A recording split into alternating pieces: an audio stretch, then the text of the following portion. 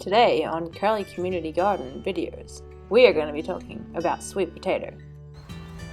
Sweet potato is part of the morning glory family. As you can see, the leaves are very similar to morning glory, but fortunately for us, we can actually get produce from this rather than having a horrible weed like morning glory. Sweet potato is a vining plant, and where its vine touches the soil, it has the opportunity to create roots that can then create sweet potatoes. The sweet potatoes are actually just an enlarged root, and they use it as a storage organ. So they take the sugar created from the leaves photosynthesizing, and then they convert that into starch to store as an extra energy source. You can propagate sweet potato in several ways. You can take a cutting from the plant. So you want about a 30 centimeter long cutting, and what you do is you cut it, and then you just take off all the leaves except for this tip here. Then you lay the cutting down on the ground and you cover it with soil except for that tip.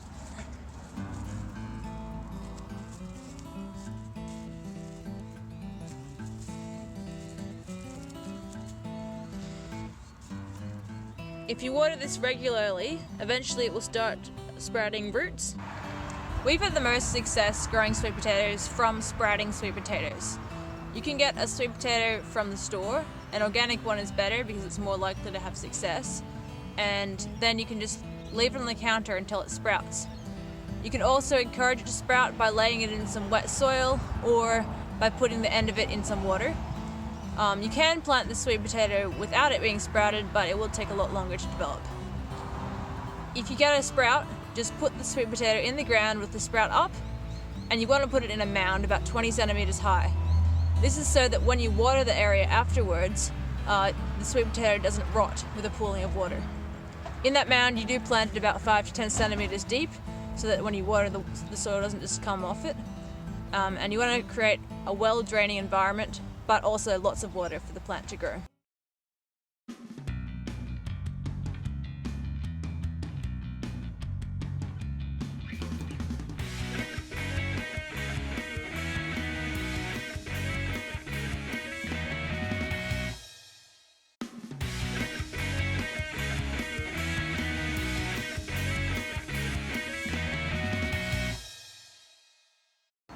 I'm walking over to our sweet potato plot, which we planted about 6 months ago.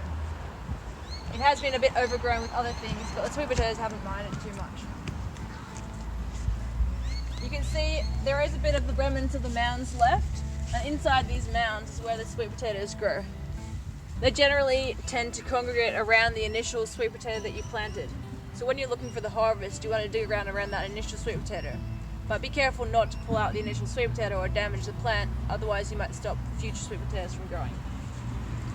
So when you're looking to harvest, you just have a feel around and you see how big they are.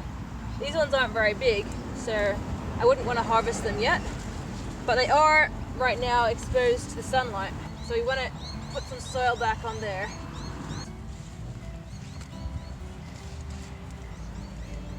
Over here they're a bit bigger.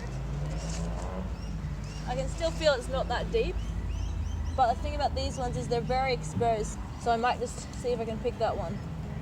You just carefully dislodge it from the vine, and there you go. Sweet potatoes are very easy to grow.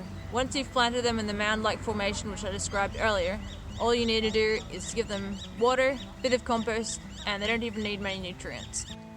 Just make sure that you let them on the ground rather than trying to put them up a trellis, because they need contact with the soil to produce the fruit. In Sydney, you can grow sweet potatoes all year round because we don't generally have frosts. Sweet potatoes are not frost tolerant. However, we have found that the best success for us has been planting them in spring, and then you get to harvest them in autumn and through to the beginning of winter.